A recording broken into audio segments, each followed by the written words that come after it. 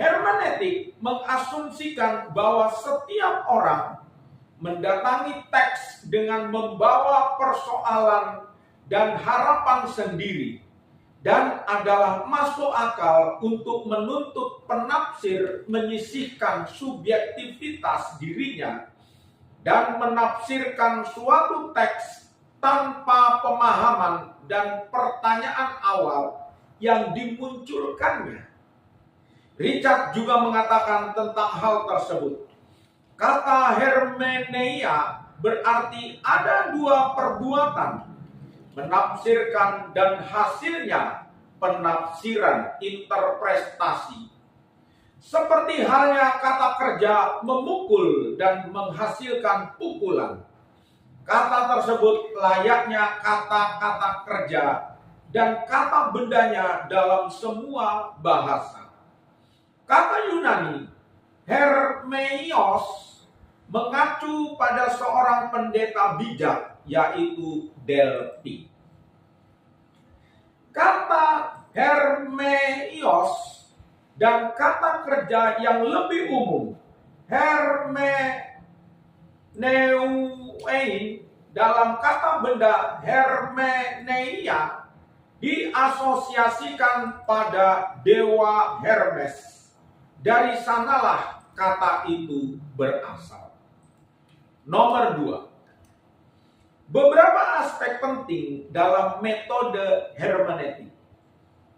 Yang pertama, pemahaman konteks. Hermeneutik menekankan pentingnya memahami konteks di mana teks atau simbol diciptakan, termasuk sejarah, budaya, dan latar belakang sosial. Yang kedua, horizon pemahaman. Pemahaman suatu teks juga dipengaruhi oleh horizon pemahaman pembaca, yaitu kerangka berpikir, pengalaman, dan pandangan dunia yang dimiliki. Yang ketiga, interaksi teks dan pemahaman. Hermeneutik melihat adanya interaksi timbal balik antara teks dan pemahaman pembaca.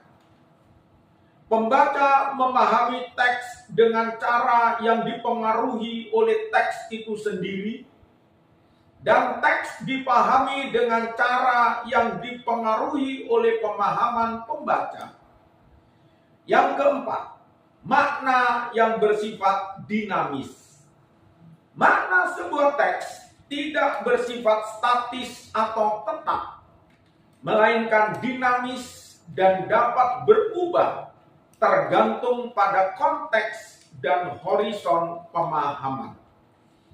Yang kelima, proses interaksi.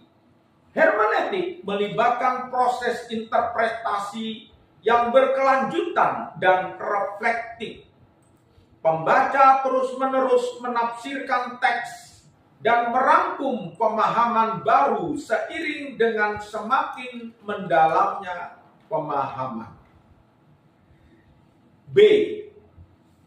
Penerapan dalam Alkitab. Nomor 1. Hermeneutik sebagai pola dasar menggali kebenaran dalam Alkitab. Hermeneutik sering digunakan dalam penafsiran Alkitab untuk memahami makna teks-teks sejarah. Teks-teks Alkitab secara lebih mendalam, mempertimbangkan konteks yang berkaitan dengan kajian sastra, sejarah, budaya, dan teologis. Beberapa kajian yang berkaitan dengan hubungannya dengan pola dasar dalam menggali kebenaran Alkitab. Yang pertama, kajian sastra digunakan untuk memahami makna karya sastra, termasuk makna tersirat, simbol, dan tema yang disampaikan.